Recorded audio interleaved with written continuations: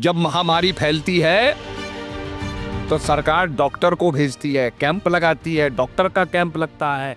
ऐसे जब अज्ञान की महामारी फैलती है तो प्रभु का कैंप भी लगता है, प्रभु का भी आना होता है। जब जब होए धर्म की हानि, पवित्राय च साधूनाम विनाशाय च दुष्कृताम धर्म संस्थापनार्थाय संभवामि युगे युगे। महाशिवरात्रि का पर्व ऐसा पर्व है जिसमें हम भगवान शिव की याद करते हैं और किस प्रकार से भगवान शंकर ने, भगवान शिव ने किस प्रकार से आराधना की थी, किस प्रकार से भक्ति की जाती है, किस प्रकार से रात्रि जागरण करके भगवान का भजन किया जाता है। इस पर्व से हम प्रेरणा प्राप्त करते हैं। वैसे तो इसका बड़ा वैज्ञानिक रहस्य भी है, वो भी आपके सामने मैं बताऊंगा। परंतु रामचरितमानस के अंदर ये बात आती है, एक समय ब्रह्मा जी ने, नारद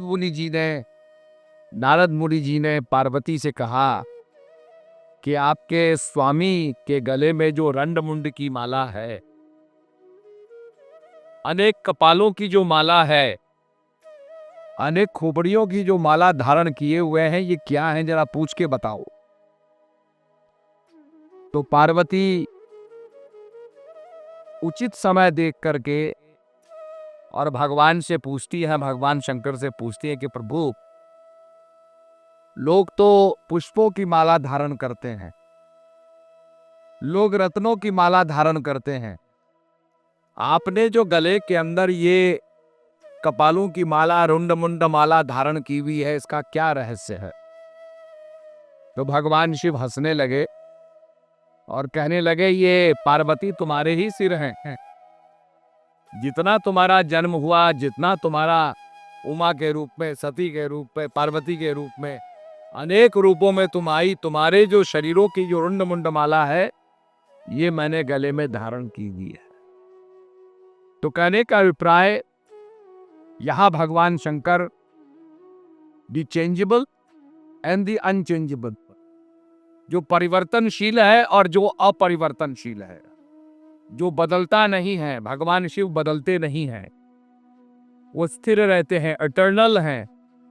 और जो बदलने वाली चीज है, जिसका ट्रांसमाइग्रेशन ऑफ सोल होता है, जिसका पुनर्जन्म होता है, तिब्बती भाषा में लोग रिम्पोची बोलते हैं, रीइंकार्नेट लामा बोलते हैं, कि साहब ये पैदा होते हैं, अपने पिछले जन्म की बातों को बताते हैं। तो ये जो पुनर्जन्म है, जिसको कहा पुनरपि जन्म पुनरपि मननम, ये जो चक्र चल रहा है, ये पार्वती का चल रहा है। तो यहाँ भगवान शंकर दो चीजों के बारे में कहते हैं, एक जो ना बदलने वाली है और एक जो बदलने वाली है। इसका कबीरदास जी ने बड़ा सुंदर विवरण दिया। कबीरदास जी कहते हैं, चलती चाकी देख के दिया कबीरा रोए, दो चक्किन के पाट में साबुत बचा ना कोई। आपने चक्की देखी होगी, आजकल तो मशीनें लग गई हैं, फैक्ट्री बन गई हैं। पहले जमाने में लोग चक्की पीसते थे, हर घर में चक्की होती थी, सवेरे सवेरे माता बहनें चक्की पीसती थी, आपको फ्रेश आटा मिलता था और उस फ्रेश आटे से फिर भोजन पकता था, रोटियां बनती थी। तो कबीरदास जी चक्की को देख के कहते हैं कि चलती चाकी देख के, चलती को देख करके, अरे भाई, इसमें जो जाएगा दाना वो तो पिस के ही निकलेगा, it will be crushed to death. इसका कोई उपाय है? Is there a way out? कोई रास्ता है, कोई बचने का मार्ग है? ये कबीरदास जी पूछते हैं। तो उनका पुत्र कमाल जो आत्मज्ञानी था, कहने लगा, गुरु महाराज, इससे बचने का उपाय है, और बचने का उपाय यह है कि चलती चाकी देख के दिया कमाल हंसाए, जो कील से लागे रहे ताको काल ना खाए। जो दाना आप चक्की में दाना डालते हो, जो मेन उसका सेंटर है, जिसको हम अंग्रेजी में कहते हैं पेबियक, तो जो दाना कील से लगा होगा वो पिसने में नहीं आता है। जो जितना कील से दूर चले जाएगा वो उतना ही पाउडर बन के निकलेगा, उतना ही पिस जाएगा ज्यादा। तो कमाल कहता है कि जो कील से लागे रहे ताको काल ना खाए, अर्थात जो अनचेंजेबल रियलिटी है। आपने देखा होगा ज्योतिष क्या कहता है कि सूर्य के चारों तरफ घूम रहे हैं सारे ग्रह। अब तो और भी ग्रह डिस्कवर हो गए। तो ये जो ग्रह सूर्य के चारों तरफ घूम रहे हैं, सूर्य क्या कर रहा है? कहते हैं द सन इज स्टेशनरी। सूर्य नहीं घूम रहा है, सूर्य के चारों तरफ ग्रह घूम रहे हैं। इसी प्रकार से ये परिवर्तन क्या है?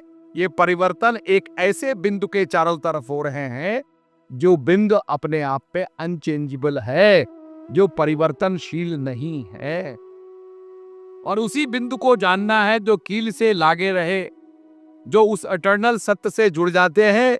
वो माया के प्रभाव में नहीं आते हैं, वो जन्म और मरण के प्रभाव में नहीं आते हैं।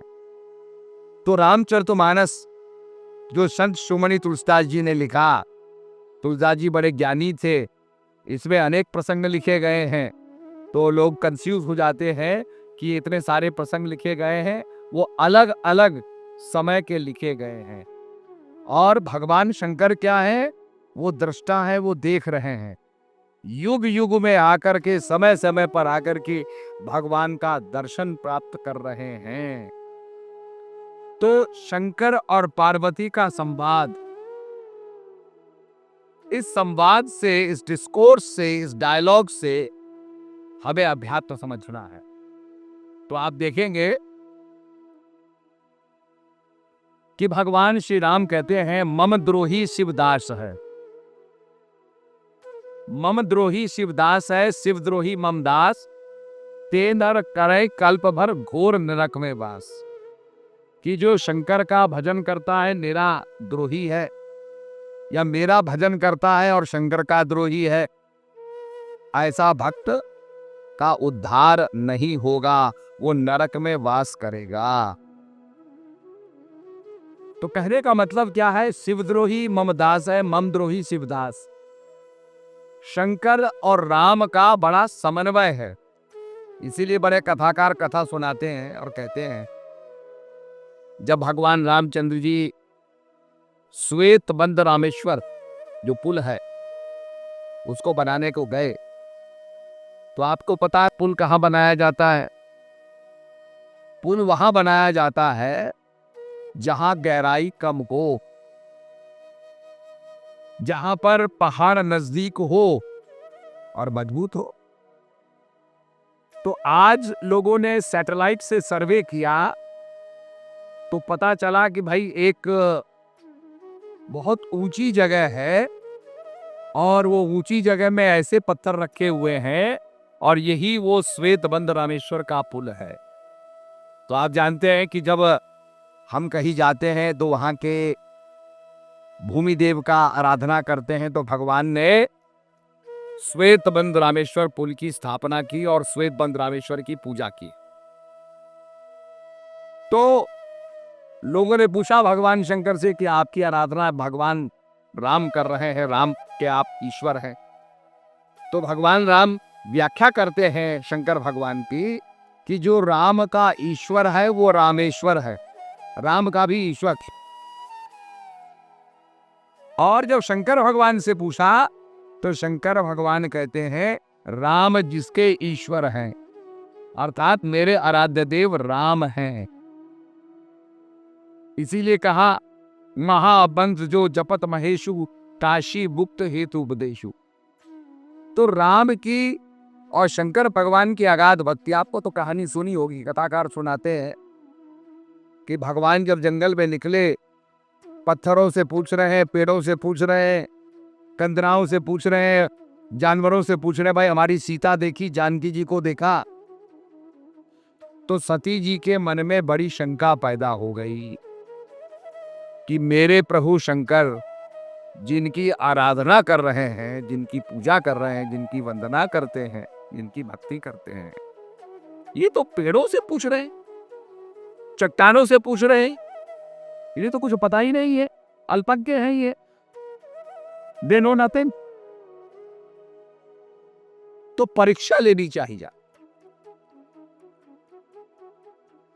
क्योंकि हमारे पास भी पहले, अब तो लोग समझदार हो गए हैं तो बड़ी आत्मज्ञान की बात करते हैं। पहले हम जब सत्संग में जाते थे तो लोग हमारी परीक्षा लेने भी आते थे, तो हमसे पूछते थे आपसे हम प्रश्न करना चाहते हैं। हमने कहा करो भाई, कि बताइए रावण की फूफी का नाम क्या था। मैंने कहा रावण की फूफी के नाम से तेरा कल्याण होने वाला है। और पहली बात तो वह रावण का पुरोहित नहीं हुई जो रावण की वंशावली रखू। अरे रावण वंशावली रखने से, रावण की फूफी के नाम को कहने से तेरा भला होने वाला थोड़ी है। जो भला होने वाली बात है वो पूछो। तो सती के अंदर जब शंका पैदा हुई तो सती ने क्या किया, सीता का रूप धारण किया, कैमोफ्लेज कर लिया अपने आप को, सीता का रूप धारण करके और प्रभु के सामने आ गई। प्रभु के सामने आई तो प्रभु ने प्रणाम किया और कहा माता प्रणाम, भोले शंकर कैसे हैं। जब ये पूछा तो सती शर्मिंदा हो गई कि ये तो भोले शंकर के बारे में पूछ रहे हैं, ये तो मेरी वास्तविकता को जानते हैं, ये जानते हैं कि मैं भोले शंकर की अर्धांगिनी हूं। तो उनको बड़ी शर्म आई कि मैंने ये जो परीक्षा ली अच्छा नहीं किया। उसके बाद सती शंकर भगवान से मिलती है। शंकर भगवान ने कहा भाई तुम्हारी संतुष्टि हो गई। बोला हाँ महाराज हो गई। तो शंकर भगवान के अंदर शंका पैदा हुई कि ये सती जल्दी संतुष्ट होने वाली नहीं है। मेरी पत्नी ऐसी है कि जल्दी संतुष्ट होने वाली नहीं है, इसने कुछ ना कुछ तो किया होगा। तो दिव्य दृष्टि से देखा तो क्या देखते हैं कि सती सीता का रूप धारण कर रही हैं और सीता का रूप धारण करके प्रभु राम के सामने चली जाती हैं। प्रभु राम प्रणाम करते हैं और पूछते हैं शंकर भगवान कैसे हैं। तो भगवान शंकर ने कहा कि इसने तो मां का रूप धारण कर लिया, सीता माता का रूप धारण कर लिया। मैं अब अपनी पत्नी का त्याग करूंगा। तो त्याग कर दिया। कहने का मतलब यह है कि भगवान शंकर का कितना अनुराग था। महामंत्र जो जपत महेशु, काशी मुक्त हेत उपदेशु। जब भगवान राम अयोध्या में आए तो भगवान ने कहा भाई अगर एक दिन भी विलंब हो जाएगा तो भरत जी जीवित नहीं रहेंगे, प्रणांत कर लेंगे। उन्होंने कहा था प्रभु आप समय पर आना, एक दिन भी विलंब मत करना। तो ढूंढा गया भाई व्हाट इज द स्पीडिएस्ट वे। जैसे हम अगर आप भारत में जाने की बात करो तो आपको भाई क्या कैसे जाएंगे, पैदल जाएंगे, साइकिल पर जाएंगे, घोड़े पर बैठ के जाएंगे या कार से जाएंगे, कैसे जाएंगे। तो भगवान राम ने कहा भाई अब समय तो है नहीं, कैसे जाएंगे। अब देखिए कितने पुराने जमाने में कैसा वो जहाज होगा अब जिसको हम कहते हैं पुष्पक विमान। लोग हमें कहते हैं ना कि ये तो भाई अंधविश्वास करते हैं, पुराणों में विश्वास करते हैं, पर आप देखिए वो जो पुष्पक विमान था उसके बारे में उल्लेख सुनते हैं, रामलीला के अंदर बातें आती हैं, कथाओं में सुनाया जाता है, रामायण रामचरितमानस में सुना जाता है कि जब बैठते थे तो उसमें आवाज पैदा होती थी। जैसे आप प्लेन में बैठते हैं तो उसमें आवाज नहीं पैदा होती जब जेट चलते हैं, टरबाइन चलते हैं। और उसके अंदर विशेषता क्या थी कि वो अपने स्वामी की इच्छा पे चलता। अब जाकर के साइंस ने डिस्कवरी की है, अब उसको कहते हैं ऑटो पायलट, कि आप उसमें लैटिट्यूड लॉन्गिट्यूड रेखांश अक्षांश डाल दीजिए, कंप्यूट कर दीजिए, बटन दबा दीजिए, प्लेन अपने आप चलेगा और वहां पहुंच जाएगा। अब उसकी डिस्कवरी हो रही है, अब उसके बारे में जानकारी हो रही है। परंतु ये उस समय रामचरितमानस में लिखा हुआ है। सारे बानरों को लेकर के, सबको लेके भगवान उस पुष्पक विमान में बैठ करके अयोध्या आए और एक दिन में आए।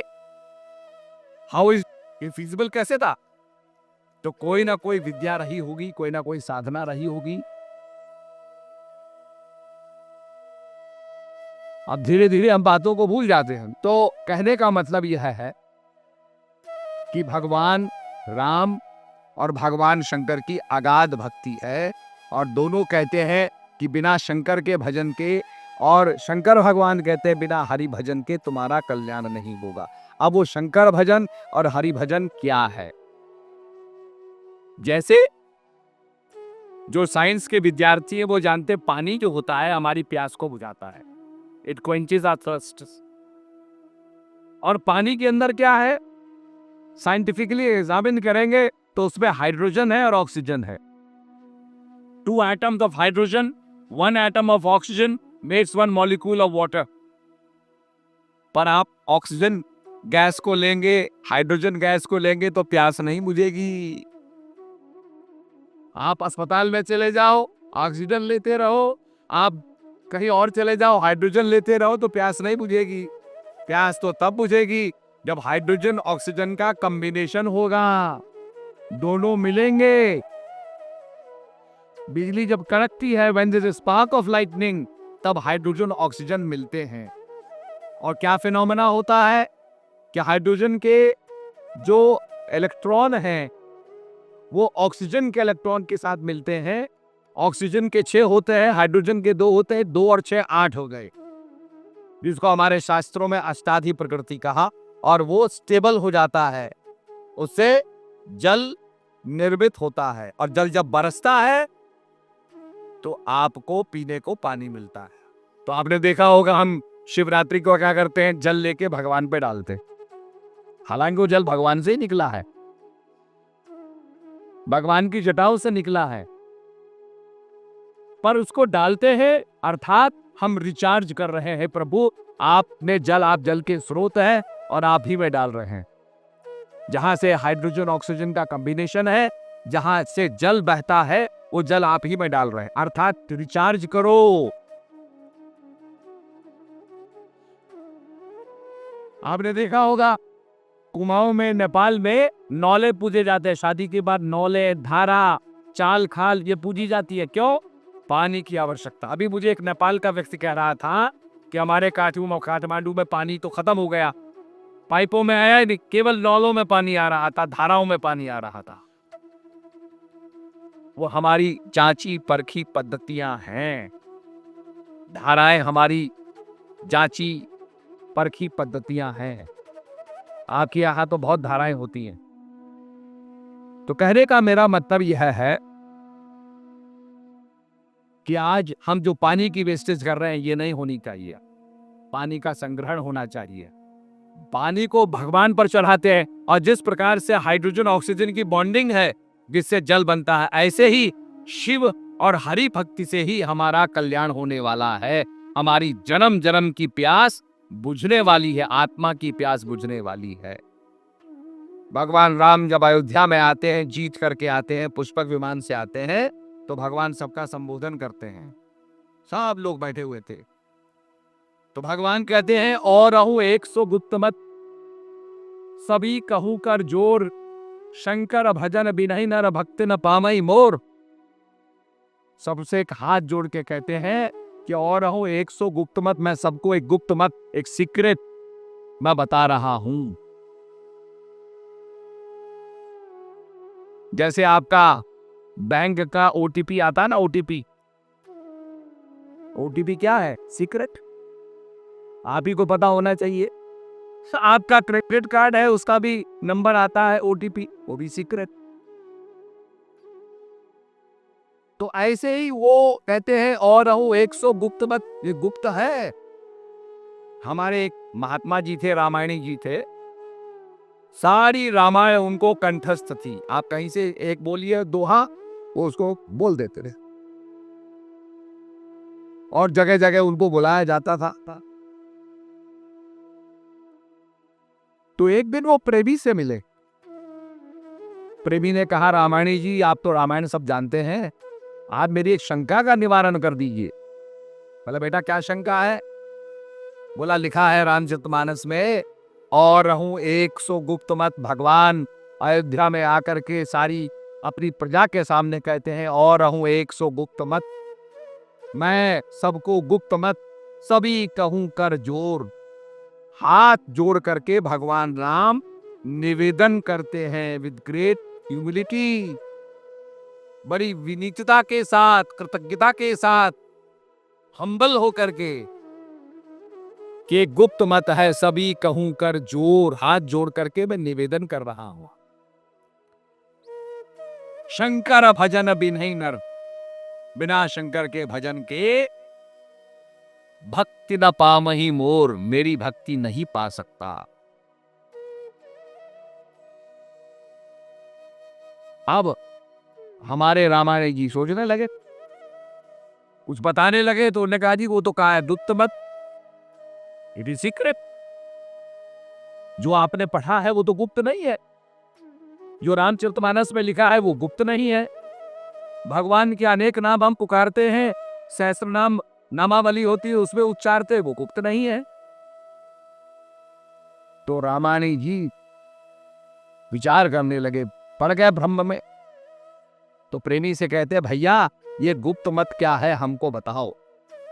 उसने कहा मेरे गुरु महाराज है, उनकी दीक्षा लोगे तो आपको गुप्त मत का पता चलेगा। तब उन्होंने ज्ञान लिया, ज्ञान बनने के बाद वो रामायणी महात्मा जी जो थे बने और ज्ञान का प्रचार किया और गुप्त मत को जाना। श्वास श्वास सुमरो गोविंद, मन अंतर की उतरे चंद। वो माला श्वास की माला है जो हमारे अंदर चल रही है, और श्वास की माला भी बाहर की माला का ही सिग्निफिकेंस है। माला में 108 मणके होते हैं। एक आदमी जो श्वास लेता है, यह माना जाता है शिव सर्वोदय शास्त्र के अनुसार कि एक आदमी 21,600 प्राणायाम की क्रिया करता है 24 घंटे में। उसका आधा हुआ 10,800। 10,800 को आप होल नंबर करोगे, शून्य हटा दोगे तो बचा 108। तो ये माला भी श्वासों की जो माला है, इसीलिए कहा मन मथुरा। मन क्या है? मथुरा है। दिल द्वारिका, काया काशी जान, 10वां द्वारा देहरा, तामे ज्योति पहचान। तो शंकर भजन और हरि भजन जो है, यह हाइड्रोजन ऑक्सीजन के समान है। जब ये कंबाइन करता है, मिल जाता है, जिसको शिव और शक्ति कहते हैं, जिसको राधा और कृष्ण कहते हैं। यहां तो हम लोग कृष्ण का नाम लेते हैं, अगर आप ब्रज में जाओगे तो आप राधे राधे कहते हैं। पर राधा कृष्ण क्या है ये दुनिया नहीं समझती, उसका बॉन्डिंग नहीं समझती, जब तक आप हाइड्रोजन ऑक्सीजन की बॉन्डिंग को नहीं समझेंगे।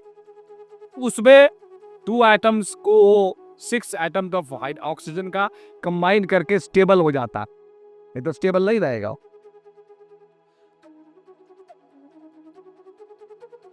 और दुनिया के अंदर आप कहीं भी जाए, कहीं का पानी लाए, गंगा का लाए, यमुना का लाए, शारदा का लाए, कहीं का लाए, बोलगा का लाए, मिसिसिपी का लाए, उस पानी के अंदर हाइड्रोजन ऑक्सीजन ही होगा।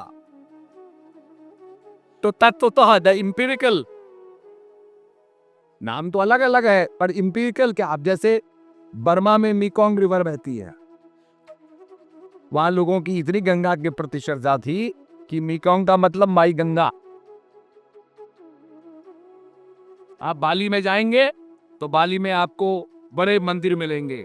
आप कंबोडिया में जाएंगे तो आपको एंकोर वॉट मिलेगा, भगवान विष्णु का मंदिर मिलेगा।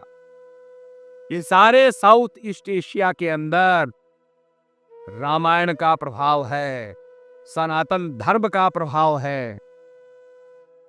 आप थाईलैंड जाइए, उनके एयरपोर्ट में जितना बड़ा हमारा आश्रम है, इससे बड़ा समुद्र मंथन का मूर्ति लगी है। मद्राचल पर्वत है, एक तरफ दानव और राक्षस लगे हुए हैं और समुद्र का मंथन हो रहा है, वो उन्होंने एयरपोर्ट में लगाया हुआ है। आपकी संस्कृति के, आपके धर्म के बातें वहां पर चारों तरफ देखने को मिलती। आप रॉयल पैलेस में जाएंगे तो पूरे दीवारों पे महाभारत लिखा हुआ।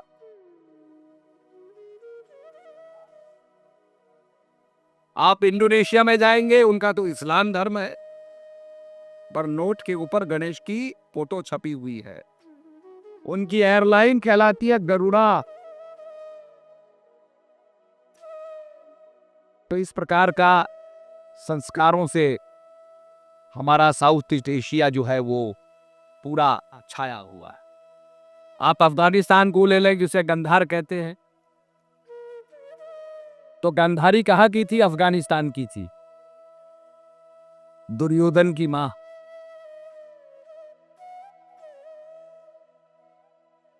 और हम अरुणाचल गए, अरुणाचल में रुक्मणी वहां की थी, भगवान कृष्ण की पत्नी रुक्मणी अरुणाचल की थी। हम मंदिर भी देख के आए जहां भगवान कृष्ण का और रुक्मणी का विवाह हुआ, शिला पत्थर में। दुर्योधन की पत्नी गुवाहाटी की थी, भीम की पत्नी हिडंबा वो नागालैंड की थी, और अर्जुन की पत्नी उल्पी मणिपुर की थी, जिसका बब्रुवाहन जिसका लड़का हुआ। तो आप महाभारत का संबंध देखेंगे, कितना संबंध।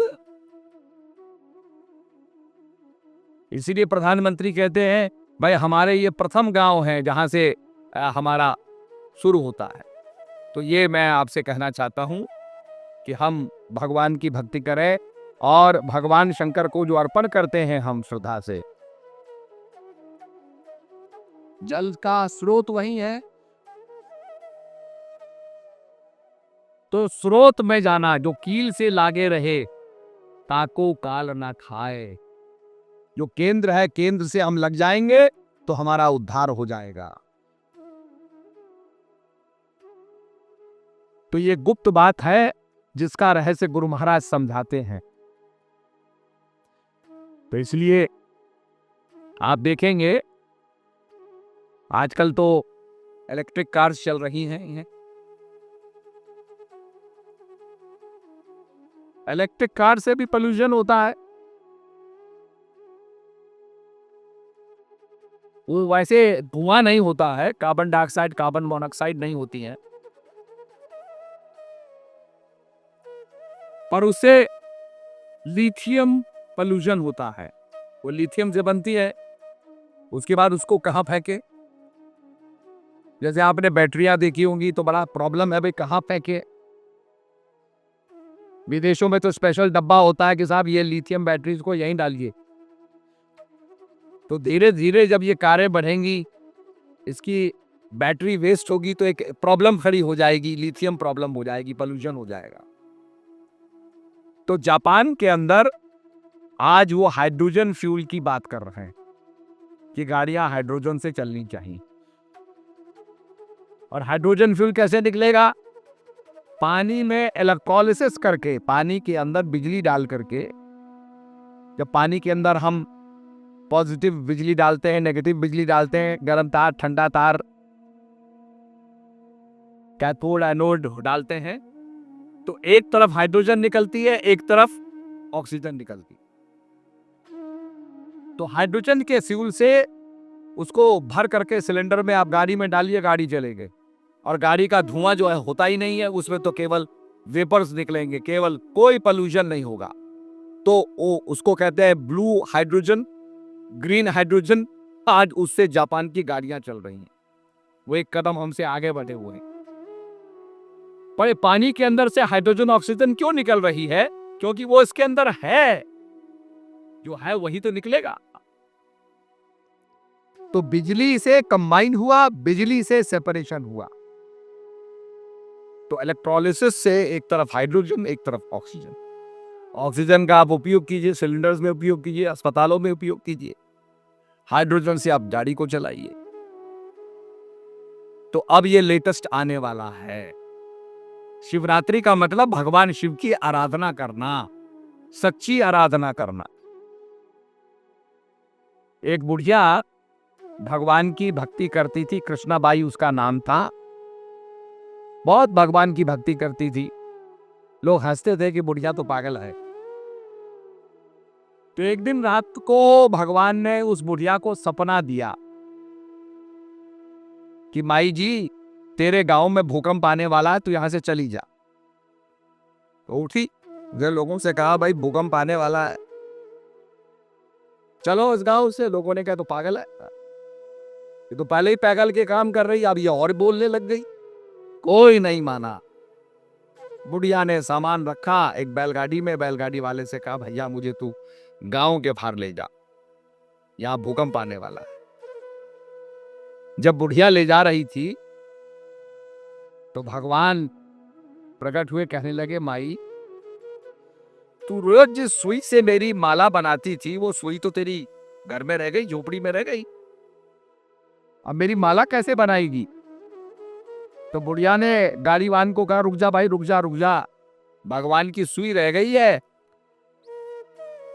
और वो सुई लानी ने भागी, पीछे पीछे जोर से भागी, गांव में घुसी, उसने सुई उठाई और सुई लेके जैसे ही चली और गांव से बाहर निकली कि जलाल भूकंप आ गया और सारा गांव जो है भूकंप में पस्त हो गया। तो केवल वो भक्ति की जो सुई थी उसने गांव को बचाया हुआ था, वो सुई भी घटी और गांव समाप्त हो गया। तो भक्ति का कहते लव मात्र सत्संग, आदि ते आदि घड़ी आदि ते पुनियाद, तुलसी संगत साज की कोट कटे अपराध। इसीलिए भगवान भिल्ली को कहते हैं भिल्ली। वैसे तो सब भगवान का पता पूछते हैं, भगवान के पास जाते हैं, अब भगवान बिल्ली का पता ढूंढ रहे हैं। भाई बिल्ली कहाँ है, कहाँ रहती है? बिल्ली ने इतनी सेवा की कि गुरु महाराज ने कहा, मतंग ऋषि ने कहा बिल्ली मैं तुझे आशीर्वाद देता हूं कि तेरे को इसी जन्म के अंदर प्रभु के दर्शन होंगे। अब देखिए भगवान बिल्ली के पास आते हैं। बिल्ली कहती मैं तो बहुत नीच जात की हूं, अधम ते अधम, अधम अति नारी। अब भगवान दिखाना चाहते थे बिल्ली की ताकत क्या है, सात्विक ताकत क्या है, सेवा की ताकत क्या है, भक्ति की ताकत क्या है। तो पंपा सरोवर था, गंदा हो गया, तो उसके अंदर कीटाणु पड़ गए, वायरस पैदा हो गया, कीड़े पड़ गए। भगवान ने कहा भाई ऋषि मुनियों आपको बड़ी तपस्या करते हो, बड़ी साधना करते हो, यज्ञ करते हो, दान करते हो, महाराज आप कृपा करके चरण डालो, ये पंपा सरोवर पवित्र हो जाएगा। सबने अपने पैर डाले, नहीं हुआ। वो पानी काला का काला ही, कीड़े पड़े हुए, कीड़े तैर रहे हैं, नहीं हुआ साफ। ऋषियों ने अपना तप लगा दिया, बल लगा दिया, नहीं हुआ। फिर भगवान ने अपने भी चरण डाले, फिर भी नहीं हुआ। भगवान ने शबरी से कहा, शबरी ने कहा प्रभु, भगवान कहते देखो शबरी मैं केवल एक नाता मानता हूं, जात पात का पूछे ना कोई, हरि का भजे सो हरि का होई। जात पात कोई नहीं पूछता, जो भगवान को भजता है भगवान का होता है। तो भगवान कहते हैं मानव एक भक्ति कर नाता। क्योंकि शबरी कहने लगी मैं तो अधम ते अधम, अधम अति नारी, मैं तो प्रभु बड़ी छोटी जात की हूं और फिर भी नारी हूं, अबला हूं। भगवान कहते देखो भाई हम सब ने चरण डाल दिए, अब तुम ही बची हो, डालो।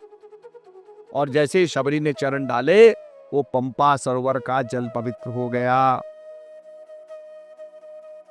एक विद्वान कहता है कि भाई ये कैसे, हाउ इज इट पॉसिबल, ये सब बड़े बड़े ऋषि मुनि इनसे नहीं हुआ। तो विद्वान विश्लेषण करता है कि ऋषियों में ज्ञान तो बहुत है भैया, तप भी बहुत है, पर ये एक दूसरे से ईर्ष्या करते हैं। They are jealous of each others, jealousy है इनके अंदर।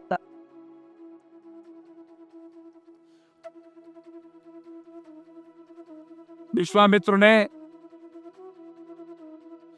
वशिष्ठ जी ने विश्वामित्र को, वो जब आते थे तो कहते थे राज ऋषि जी आइए, तो विश्वामित्र बड़े गुस्से में आते थे, अरे ये मुझको ब्रह्म ऋषि नहीं कहता, ये राज ऋषि कहता है, मैं तो ब्रह्म ऋषि। तो विश्वामित्र ने वशिष्ठ जी के 100 पुत्रों को मार डाला विद जेलसी। आपने सुना, दुर्भाषा का नाम सुना होगा, 1 मिनट में नाराज, दूसरे मिनट शराब था। तो कहने का मतलब ऐसे कैसे पवित्र कर पाएंगे?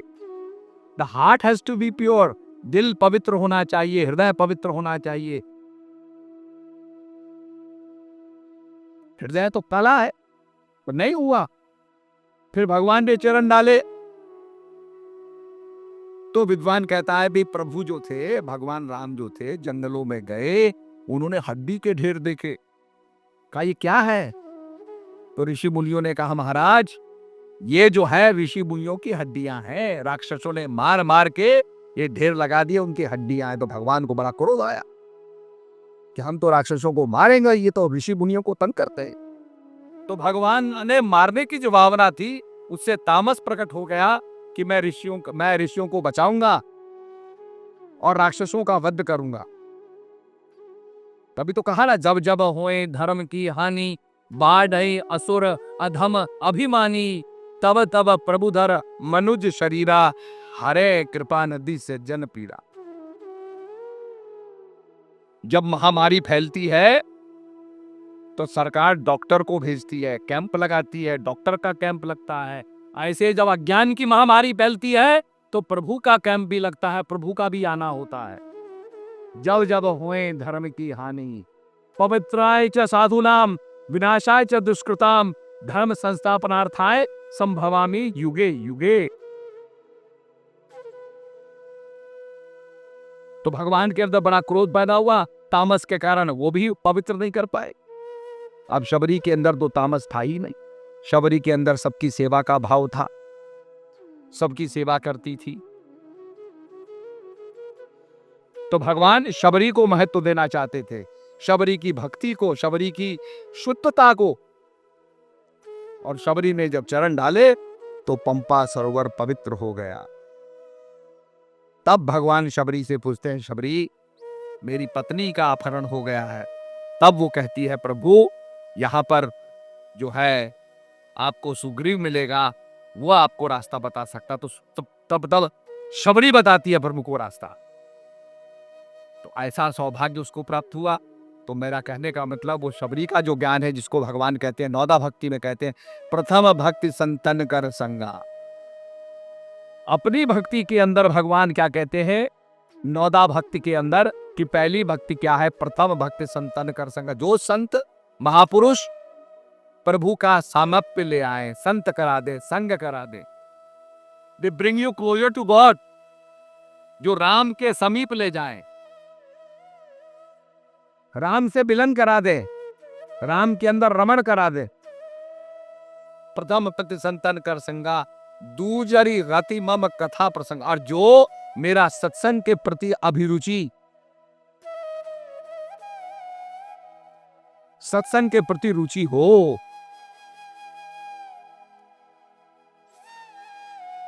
तो कहने का अभिप्राय यह है।